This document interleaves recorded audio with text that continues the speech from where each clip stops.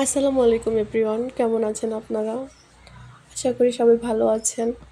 তো এই তো সকালবেলা ঘুম থেকে উঠে তারপর একটু বারান্দাতে দেখতেছিলাম। আর বাচ্চাদের ঠান্ডা কমতেছেই না, জানি না কেন এরকম হচ্ছে। তো আমি ওদের এই তো তেল গরম করে রসুন দিয়ে সরিষার তেল গরম করে দনুবাবুর পিঠে, বুকে তারপর হাতে পায়ে দিয়ে দিচ্ছিলাম। মানে ওদের কাশিটা এত বেশি বাড়তি। সবাই ওদের জন্য দোয়া করবেন।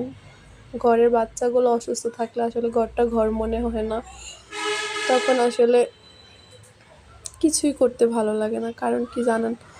ওরা সবসময় ঘরটাকে মাতিয়ে রাখে। এখন ওরাই যদি অসুস্থ থাকে তাহলে কি ভালো লাগে? ঠিকমতো খেতে চায় না, কিছু করতে চায় না, নিঃশ্বাস নিতে পারে না ভালো করে। তো সবাই বাবুদের জন্য দোয়া করবেন।